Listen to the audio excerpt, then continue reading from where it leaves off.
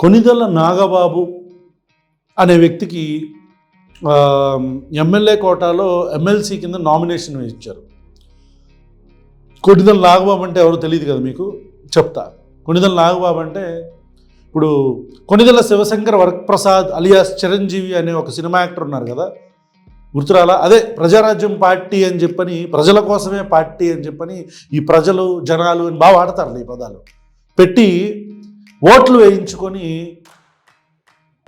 ఒక అంటే ఏ పార్టీకి వ్యతిరేకంగా అయితే పార్టీ పెట్టాడో, ఏ పార్టీ పాలన బాలేదు, ఏ కాంగ్రెస్ పార్టీ పాలన బాలేదు, ఏ వైఎస్ రాజశేఖర రెడ్డి గారి పాలన బాలేదని పార్టీ పెట్టాడో, అదే వైఎస్ రాజశేఖర రెడ్డి చనిపోయిన తర్వాత అదే పార్టీకి డైరెక్ట్గా తీసుకెళ్ళి ఆ పార్టీని అమ్మేశాడు. 18 మంది ఎమ్మెల్యే అమ్మలేదు, విలీనం చేశాడు. అమ్మారంటే అట్లా తప్పు కదా, మనం తెలియకుండా అట్లా మాట్లాడకూడదుగా. విలీనం చేశాడు. వాళ్ళ తమ్ముడు అంటే మళ్ళీ ఇంకొక ఆయన ఉన్నాడు, ఆయన కాదు, ఈయన వేరే తమ్ముడు. ఓకే, మీకు ఒకవేళ ఇంకా గుర్తు రాకపోతే చిరంజీవి గారి కొడుకు రామ్ చరణ్ ఉన్నాడే, రామ్ చరణ్కి ఇతను బాబాయ్ అవుతాడు. ఇంకా ఈ అల్లు అర్జున్ ఉన్నాడు చూసారా, అల్లు అర్జున్కి గ్లోబల్ స్టార్ అల్లు అర్జున్ కదా, ఆయనకి మేనమామ అవుతాడు. ఇంకా సాయి ధరమ్ తేజ్కి వరుణ్ తేజ్ వాళ్ళ నాన్న సాయి ధరమ్ తేజు, ఇంకా ఇంకో 2-3 తేజులు, చరణ్, వీళ్ళు ఎవరో ఉన్నారు. వాళ్ళందరికి కూడా బంధువే. మర్చిపోయా, కొనిదెల నిహారిక అని వెబ్ సిరీస్లో యాక్ట్ చేస్తారు చూసారా, ఆవిడికి కూడా తండ్రే.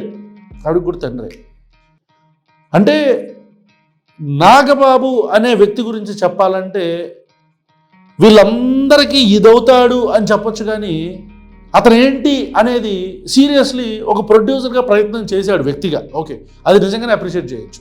కానీ ఈ వాట్ యు సే, దాంట్లో కూడా కొంచెం స్టెప్ బ్యాక్ అయ్యారు, చాలా సెట్ బ్యాక్స్ వచ్చినాయి, మూవీస్ ఫ్లాప్ అయినాయి. ఇట్లా ఉన్న వ్యక్తి ఇంత సోది పురాణం చెప్పాల్సిన అవసరం ఏంటి అంటే, ఇప్పుడు మన ఇంట్లో ఎందుకు పనికిరాని ఒక వ్యక్తి ఎవరన్నా ఉన్నారనుకోండి, వాడిని ఏం చేస్తాం?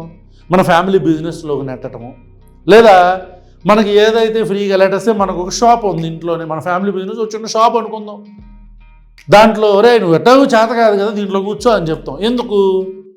బయటోడు వచ్చి ఏంటి దీనిలో కూర్చోబెట్టి అడగలేడు, ఎందుకంటే నా ఇష్టం, నా ఇల్లు, నా షాపులో నా ఇష్టం వచ్చినట్టు పెట్టుకుంటా, మా అన్నను పెట్టుకున్నా ఏముంది దాంట్లో తప్పు అంటాం మనం కదా. అది మన సొంత వ్యాపారాలు, మన సొంత కుటుంబానికి సంబంధించిన విషయం అయితే మనం ఎలాంటి అర్హత లేని, ఎలాంటి క్వాలిఫికేషన్స్ క్వాలిటీస్ లేని వ్యక్తిని తీసుకొచ్చి అక్కడ కూర్చోబెట్టుకోవచ్చు, ఎందుకంటే మనకంటే ఇష్టం కదా, మన మనిషి కాబట్టి మనకి ఇష్టం. కానీ ఆశ్చర్యకరంగా ఎలాంటి రాజకీయ అనుభవం కూడా అవసరం లేదు, ప్రజల్లో తిరిగే వ్యక్తి కాదు, ప్రజలలో ఏనాడైనా ప్రజా సమస్యల గురించి ఎప్పుడైనా ఇలా ప్రజా సమస్యలను తీర్చిన వ్యక్తి కాదు. పోనీ ఎప్పుడైనా సరే పదవిలో లేనప్పుడు నియోజకవర్గాల్లో తిరిగిన వ్యక్తి కాదు. ఎప్పుడెప్పుడైతే మనకి కాంటెస్ట్ చేస్తామో 2019లో కనిపించాడు. 19కు ముందు తెలుగుదేశం పార్టీని విమర్శిస్తూ, ఏబిఎన్ రాధాకృష్ణ విమర్శిస్తూ వచ్చేసాడు, ట్వీట్లే అంతా ఆన్లైన్. ఆ తర్వాత కరెక్ట్గా ఎలక్షన్స్కి ముందు ఓ మంచి శాల్వా నాగార్జున గారు ఆమని పాడేవని పాట ఉంటుంది చూసారు, మన గీతాంజలి సినిమా మొత్తం నాగార్జున గారు షాల్ కప్పుకొని తిరుగుతుంటారు, శాల్వా. అట్లా ఒక షాల్ కప్పుకొని వచ్చేసి అసలు ప్రజల్లోనే అసలు ఏంటి ప్రభుత్వం ఇలా ఉంది. అప్పుడు నందమూరి బాలకృష్ణని ఏంటి మీ అహంకారం ఏంటి అసలు అని అంటాం. ఒకసారి ఆయన ఎవరో నాకు తెలియదు అంటాం. ఇట్లా అంటే చిర్రుపుర్రు మాటలు, హడావుడి మాటలు మాట్లాడేసి అటెన్షన్ని గ్రాప్ చేసేసి మళ్ళీ కరెక్ట్గా వాళ్ళ తమ్ముడు ఓడిపోగానే వేస్తాం, వెళ్ళిపోతాడు. ఇదే వ్యక్తి ప్రజారాజ్యం పార్టీ అప్పుడు కూడా హడావుడి చేశాడు, మళ్ళీ వాళ్ళ అన్ని పార్టీ వెళ్ళగానే వేస్తాం, మళ్ళీ వాళ్ళ తమ్ముడు పార్టీ పెట్టగానే మళ్ళీ వచ్చాడు. 2014లో వచ్చాడు, 15కి వస్తాం, 19కి వచ్చాడు, 19 ఎండింగ్కి వస్తాం, మళ్ళీ 24కి వచ్చాడు, 24లో పార్టీ గెలిచింది. పొత్తు పెట్టుకొని పాపం వాళ్ళ తమ్ముడు ఆలకాళ్ళు ఎలగడ్డాలు, ఆ పటాపురం వర్మయ్యి, చంద్రబాబు గారి, నారా లోకేష్ అందరి కాళ్ళు గడ్డాలు పట్టుకొని గెలిచాడు. మరి అప్పుడు ఏం చేయాలి? ఇందా చెప్పానే, మన ఇంట్లో ఎటువంటి క్వాలిటీస్ లేని, క్వాలిఫికేషన్ లేని వ్యక్తి ఎవరైనా నిరుద్యోగం ఉన్నాడు అనుకోండి, ఆ నిరుద్యోగ అర్జెంటుగా ఉద్యోగం ఇవ్వాలి. ఇంట్లో బిజినెస్ అయితే, ఫ్యామిలీ బిజినెస్ అయితే తెచ్చుకోవచ్చు. కానీ నా అభిమాన నటుడు ఉప ముఖ్యమంత్రి శ్రీ కొణిదెల పవన్ కళ్యాణ్ గారు, అత్యుత్తమైన రాజకీయ విలువలు పాటించే కొణిదెల పవన్ కళ్యాణ్ గారు ఏం చేశారంటే, అన్నయ్య మీరు అసలు ఇంత ప్రజాభిమానం కలిగి ఉండి మీరు దిగితే అసలు రోడ్డు మీద పూలు చల్లుతారు ప్రజలు. మీరేంటన్నయ్య అక్కడ కూర్చున్నారు, అర్జెంటుగా శాలువా కప్పుకొని వచ్చేయండి బయటికి, మనం ఆల్రెడీ గెలిచాంగా, ఇంకోసారి మొన్న అలిగి ఏదో తీసుకున్నామంట ప్రభుత్వం దగ్గర, ఇప్పుడు కూడా అలుగుదాం, అలిగితే ఇచ్చేస్తున్నారు, సో అలిగి మళ్ళీ ఒకసారి నేను కూర్చోబెడతానని చెప్పని మొత్తానికి ఎమ్మెల్యే కోటాలో ఎమ్మెల్సీగా నామినేషన్ వేయించారు. బాగుంది. అయితే సరే, ఒక రకంగా చూసుకుంటే ఇది పార్టీ అంతర్గత విషయం అని అనుకోవచ్చు, కానీ ఇది పబ్లిక్ మ్యాటర్. పబ్లిక్ మ్యాటర్ అని ఎందుకు అంటున్నానంటే, ఈ వ్యక్తి, ఈ పవన్ కళ్యాణ్ అనే వ్యక్తి ఎలాంటి ఊసరవెల్లులు కూడా జడుచుకుంటాయి. నీ అమ్మ మేమే ఈ రంగులు మారంగా, ఇన్ని రంగులు మారంగా అని మీరు నమ్మరా? మీకు అన్నీ తెలిసిన మళ్ళీ మీకు గుర్తు చేద్దాం అనుకుంటున్నా. ఎందుకంటే ఇలాంటి వాళ్ళ గురించి మనం ఎప్పటికప్పుడు గుర్తు చేసుకుంటా ఉండాలి. ఎందుకంటే పదవిలోకి రాకముందు మన ప్రవర్తన ఎట్లుంది, పదవిలోకి వచ్చిన తర్వాత మన ప్రవర్తన ఎట్లుంది అనేది మనం గుర్తు చేసుకుంటా ఉండాలి. ఓకే, ఈ పవన్ కళ్యాణ్ అనే వ్యక్తి ఊసరవెల్లి కంటే ఎక్కువ, అంటే ఊసరవెల్లి కూడా జడుచుకుంటుందని చెప్పని ఎందుకు చెప్పానంటే, రాజకీయాల్లో నేను చూసిన రాజకీయ నాయకుల్లో ఇలాంటి రాజకీయ నాయకుడిని ఎక్కడా చూడలా.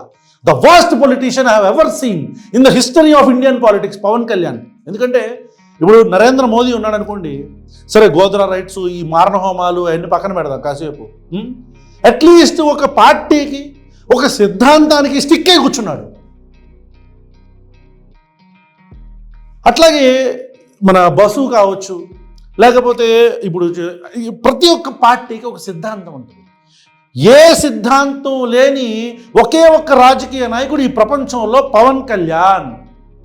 ఎందుకు ఇప్పుడు సిద్ధాంతాలు గుర్తొచ్చినాయి అంటే, ఇతని గురించి మాట్లాడుకోవాలంటే ఒకటి కాదు ఇతను ఇంతకుముందు మాట్లాడిన ఒక వీడియో ఉంది. అసలు శుద్ధపోస, మామూలు మాటలు కాదు, శుద్ధపోస కబుర్లు. ఏం కబుర్లు అసలు, అమ్మమ్మమ్మమ్మమ్మ, మామూలు కబుర్లు కాదు. ఏమంటాడు ఒకసారి మీరేనండి, ఓసర వెల్లులు కూడా జడుచుకుంటాయి అని చెప్పడానికి మెయిన్ కారణం ఏంట్రా అంటే ఇదే. I will tell you. అసలు అమ్మ బాబోయ్, ఇదిగోండి వినండి. నా బంధువులు, నా కుటుంబంలో లేదంటే నాకు తెలిసిన 10 మందిని పెట్టుకుని నిర్మాణం జరపడం నాకు ఇస్తుంది. మీలో నుంచి ఒకడు నాయకుడు రావాలి.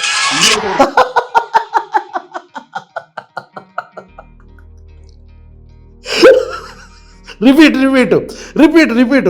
ఆ పాపం ఇదిగో నేను వీడియో కూడా వేస్తాం ఆవిడతో. బ్యాక్ సైడ్ పాపం కార్మికులు వాళ్ళందరినీ కూర్చోబెట్టుకుని ఎంత మోసం చేస్తున్నాడు చూడండి.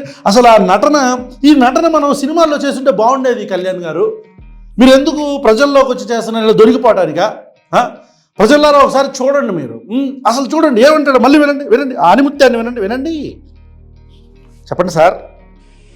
నా బంధువులు, నా కుటుంబంలో లేదంటే నాకు తెలిసిన 10 మందిని పెట్టుకుని నిర్మాణం జరపడం నాకు ఇస్తుంది. మీలో నుంచి ఒకడు నాయకుడు రావాలి, గొప్ప రావాలి. వినండి, జనం నుంచి పుట్టాలని జనసేన వాళ్ళ కోసం పని చేయాలి. నిర్మాణం ఎవరికో చేతికి, ఒక వెలుపడున్న డబ్బున్నోడి చేతికి నాకు పార్టీ పగ్గాలు ఇవ్వడం నాకు ఇష్టం లేదు. సామాన్యుడు. చూసారా, కుటుంబాలకి అంటే కుటుంబ సభ్యులకి ఇవ్వడంట, మీలో నుంచి రావాలి. అసలు చూసారా, పదవి కోసం ఎన్ని నాలుక వంకర మాటలు మాట్లాడాడు పవన్ కళ్యాణ్. ఆ ఎదురు కాకి బట్టలు వేసుకొని పాపం కార్మికులు వీళ్ళందరూ కూడా కూర్చొని ఉన్నారు అక్కడ. వాళ్ళందరూ కూడా చప్పట్లు కొడుతున్నారు. ఎందుకు అంటే, ఒక వ్యక్తి నాకు కుటుంబం అవసరం లేదు, నాకు కుటుంబ రాజకీయాలు నేను చేయను, నేనున్నా, కానీ ఈ నా పార్టీ మాత్రం మీలాంటి వాళ్ళతో నడిచిద్దని చెప్తే వినటానికి ఎంత ఆదర్శంగా ఉంది. కానీ చేసేదేంటి? గెలిచిన పట్టుమని అమ్మ సంవత్సరం అవ్వకుండా తీసుకొచ్చి వాళ్ళ అన్నని ఎమ్మెల్సీ కోటాలో కూర్చోబెడుతున్నాడు. రాజ్యసభ సభ్యుడిని చేస్తాడో లేదంటే మంత్రిని చేస్తాడో చూడాలి. ఎంత మోసం పవన్ కళ్యాణ్ నువ్వు, ఎంత అబద్ధాల కొరువు నువ్వు, ఇంత దుర్మార్గమైన మాటలా, ఎన్ని అబద్ధాలా, ఇంత మోసమా ప్రజల్ని? ఎవరిని ఏమార్చడానికి పవన్ కళ్యాణ్ నువ్వు రాజకీయాల్లోకి వచ్చావు? అమాయకులైన యువతన చూద్దాం, ఇంకేమంటాడు చూద్దాం. ఈ శుద్ధపోస కబుర్లు చెప్పు, మామూలుగా ఉండవు, ఆదర్శపు మాటలు. సామాన్యుడు రాజ్యాలు వెళ్ళాలి, సామాన్యుడి కష్టాలు తెలుసు. ఆటో డ్రైవర్ నుంచి ఒక నాయకుడు రావాలి బయటికి, అది జనసేన. దానికోసం వెయిట్ చేస్తున్నాం. మీలో నుంచి ఒక నాయకుడు రావాలి.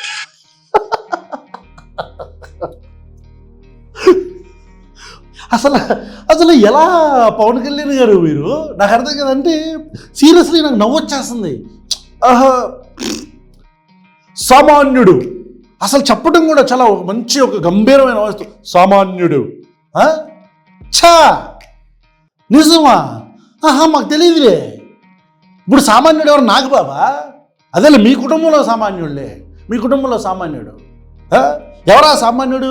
బంధువులు మళ్ళీ మళ్ళీ మళ్ళీ మళ్ళీ మళ్ళీ మళ్ళీ మళ్ళీ మళ్ళీ మళ్ళీ మళ్ళీ నా బంధువులు, నా కుటుంబంలో లేదంటే నాకు తెలిసిన 10 మందిని పెట్టుకుని నిర్మాణం జరపడం నాకు ఇస్తుంది. మీలో నుంచి ఒక నాయకుడు రావాలి.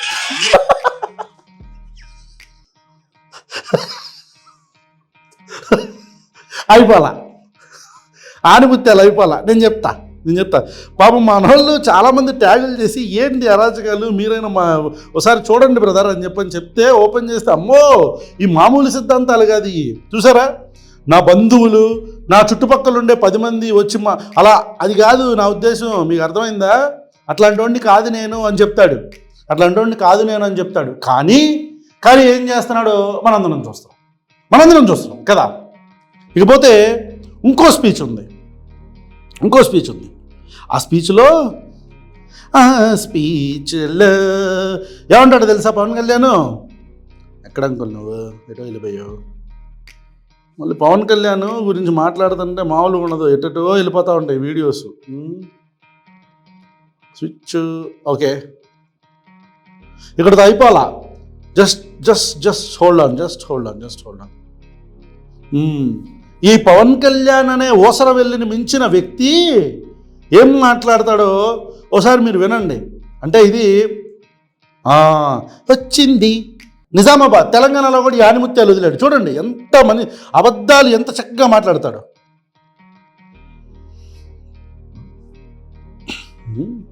రాంటి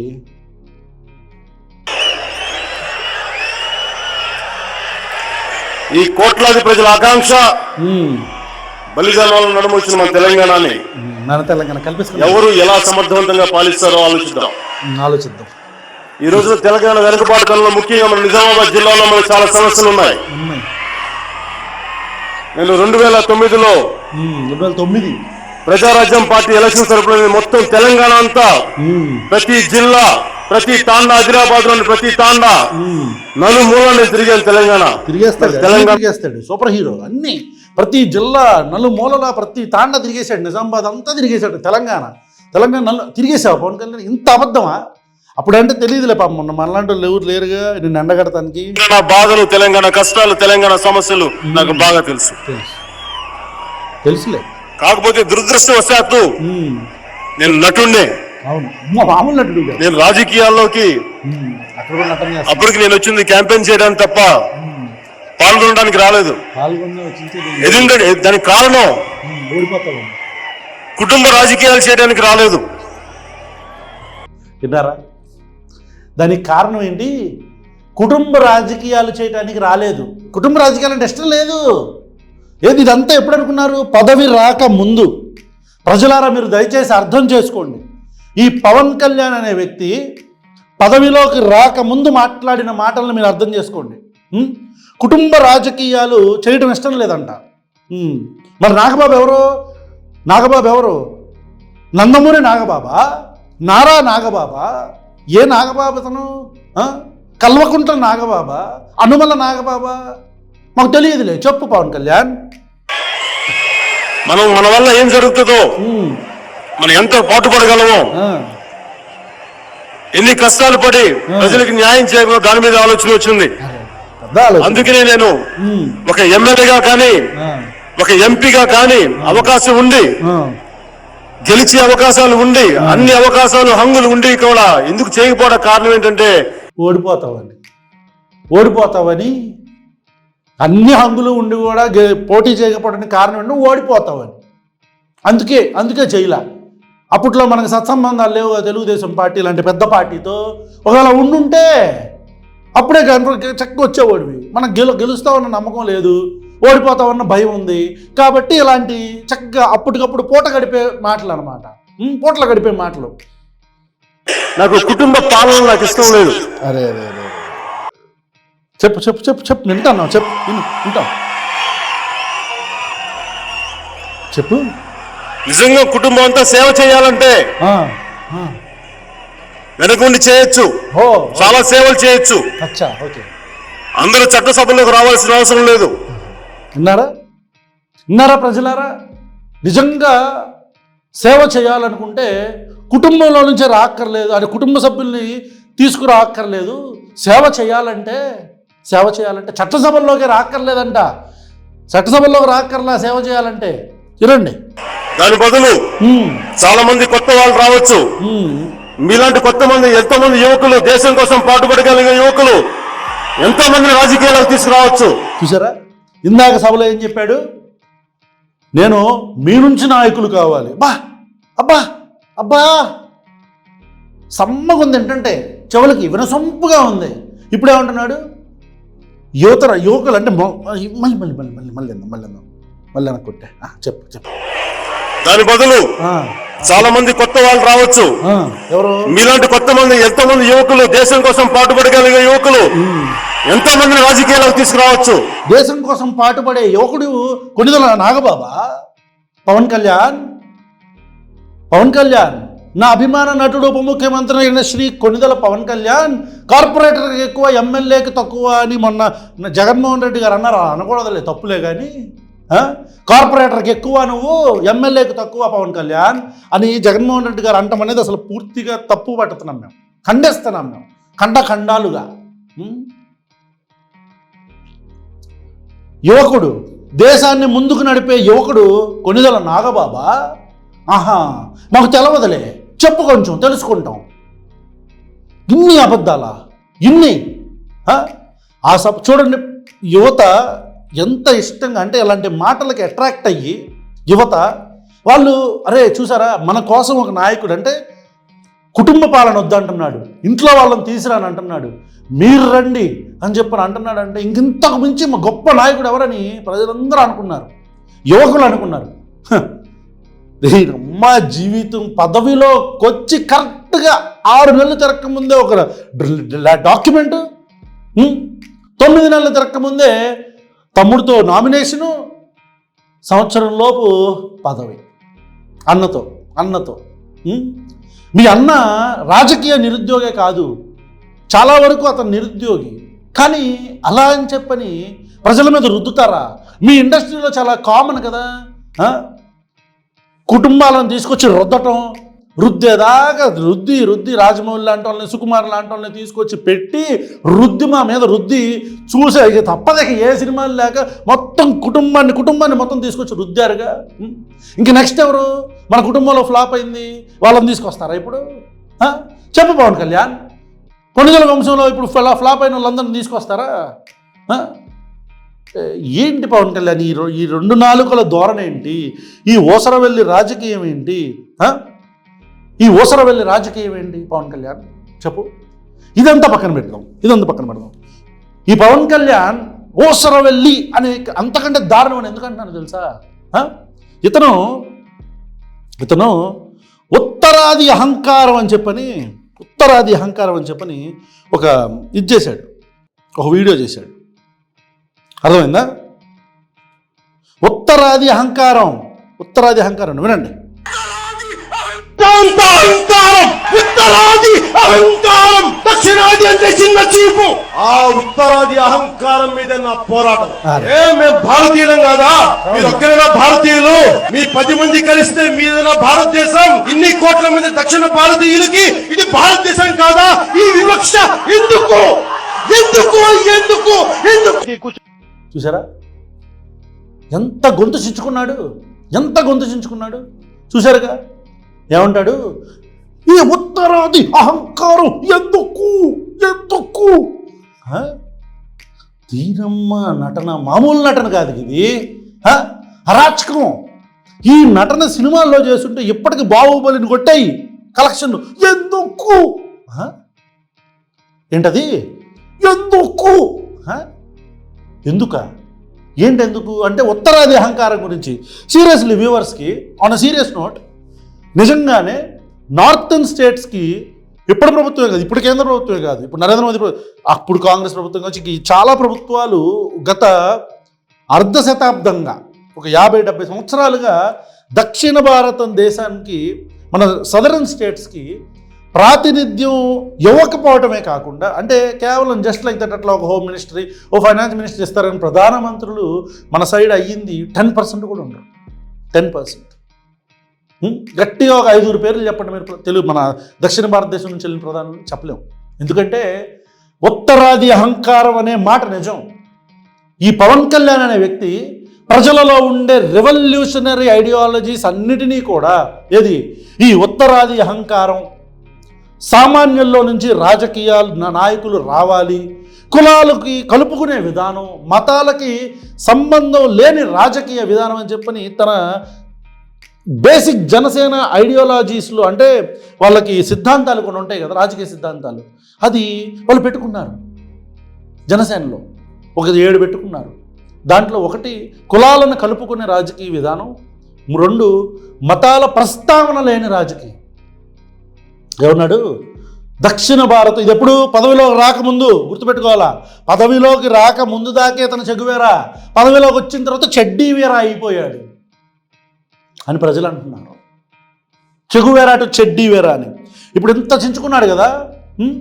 ఆ రోజు आप और आपके बीजेपी पार्टी ने मिलके दिया दोनों हाथों में लड्डू అని అరిచాడు. ఇప్పుడు ఏమంటాడు వినండి. ఇప్పుడు ఉత్తరాది దక్షిణాది అన్నాడు కదా, గొంతు చించుకున్నాడు కదా. ఇప్పుడు ఓసర వెళ్ళి అని ఎందుకు అంటున్నాను, అంతకంటే దారుణం ఎందుకంటాడో వినండి. చెప్పు. ఉత్తరానికి ఉత్తర భారతానికి మనకి సంబంధం లేదన్నట్టుగా, దక్షిణాది వేరు ఉత్తరాది వేరు అని చెప్పి పిచ్చి ఐడియాలజీ కానీ పిచ్చి ఐడియాలజీ ఇవన్నీ మనం కౌంటర్ చేయాల్సింది ఆర్గ్యుమెంట్స్. అప్పుడు నిన్ను నువ్వే కౌంటర్ చేసుకోవాలి పవన్ కళ్యాణ్. చూసారా ఏమంటాడు, నీ పిచ్చి ఐడియాలజీస్, ఉత్తర భారతదేశం దక్షిణ భారతదేశం వేరన్నట్టు ఇవన్నీ పిచ్చి ఐడియాలజీస్ అంట. కౌంటర్ చేయాలి ఇవన్నీ మనం అంట. పవన్ కళ్యాణ్ అప్పుడు ఎవరు ఏం కౌంటర్ చేయాలి తెలుసా, నువ్వు ఒక అద్దం పెట్టుకొని ముందు స్పీచ్ ఉంది, ఆ ముందు స్పీచ్లో ఎట్లా మాట్లాడావు, పదవిలోకి రాకముందు ఎందుకు అని మళ్ళీ నువ్వే మళ్ళీ అదో చక్కగా మళ్ళీ మార్చేసుకొని, షేడ్ మార్చేసుకొని, డ్రెస్ చేంజ్ చేసుకొని, చాలువా కప్పుకొని, ఈ అనపాలజెటిక్ హిందూ, సనాతనీ హిందూ గెటప్ వేసేసుకొని ఎందుకు వివక్ష ఎందుకు అని చెప్పని మెల్లిగా అలా తేనె పూసిన కత్తికి ఇట్లా పేక్కొస్తున్నట్టు అట్లా మాట్లాడాలా, అలా మాట్లాడాలా. ఇదొక బతుక అని ప్రజలు అనుకోరా? పవన్ కళ్యాణ్ గారు మీరు బతుకుతున్న బతుక బతుక అని ప్రజలు అనుకోరా? ప్రజా జీవితంలోకి వచ్చినప్పుడు నిజాయితీగా ఉండాలి అనే బేసిక్ లైన్ని మర్చిపోయి పదవిలోకి రాకముందు ఒక మాట, పదవిలోకి వచ్చిన తర్వాత ఒక మాట. ఇది మీ రాజకీయ విలువ, ఇది మీ రాజకీయ సిద్ధాంతం. కాకపోతే ఇందాక చెప్పాను కదా, కులాలని కలుపుకునే రాజకీయ విధానం అని. ఎలక్షన్స్గా ముందేమో గెలవక ముందు, ఎలక్షన్స్ ముందు కాదు, గెలవనంత వరకు కూడా నాకు కులం లేదు, నేను రెల్లి అని చెప్పుకుంటా నేను అని చెప్పని, అంటే అసలు కులం కూడా పట్టింపు లేని ఒక మహానాయకుడు అండి అని ప్రజలు అనుకోవాలి. ప్రజలలో ఉండే రెవల్యూషనరీ ఐడియాలజీస్ని అన్నీ కూడా తన మీద చేసుకున్నాడు. పదవిలోకి రాకముందు ఆదర్శవంతుడు అని చెప్పుకోవాలన్నట్టు. పదవిలోకి వచ్చాక ఏమంటాడు, కనీసం అంటే మతాల ప్రస్తావన లేని రాజకీయం అన్నాడు కదా, మతాల ప్రస్తావన లేని రాజకీయం. పదవిలోకి రాకముందు ఇప్పుడు ఏమంటున్నాడు? ఐఎమ్ అన్ అన్అపాలజెటిక్ సనాతన హిందూ, మీరందరూ రోడ్ల మీదకి రారా అని అంటాడు. ఇంతకంటే దగాకోరు, లత్తుకోరు, పుండాకోరు సిద్ధాంతం ఏ రాజకీయ నాయకుడికి ఉండదు అని మా భావన పవన్ కళ్యాణ్ గారు, అని మా భావన. మీ అన్నకి పదవి ఇచ్చుకుంటారా? ఏం అర్హత ఉందని నాగబాబు మీరు పదవిస్తున్నారు? ఏం ప్రజా జీవితంలో ఏం చేశాడని అతనికి ఇస్తున్నారు మీరు పదవి? మీ కుటుంబ రాజకీయాలు అవసరం లేదు కదా, మీకు నచ్చవు కదా. మరి ఇతను ఎవరు? నాగబాబు ఎవరు? అదేదో శ్రీకాకుళం సభలో మాట్లాడుతూ ఏమంటాడో తెలుసా పవన్ కళ్యాణ్? వినండి, చెప్తా. ఇది కూడా పదవిలోకి రాకముందే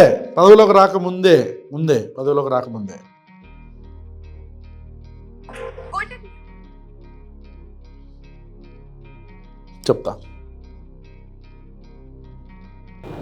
శివాజీ గారు చేయాలి, తెలుగుదేశం నాయకులు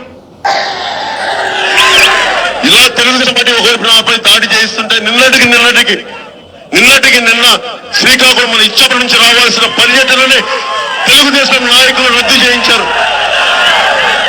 6 నియోజకవర్గాలు తిరగాల్సింది ఈరోజు 6 నియోజకవర్గం అవ్వాల్సింది నన్ను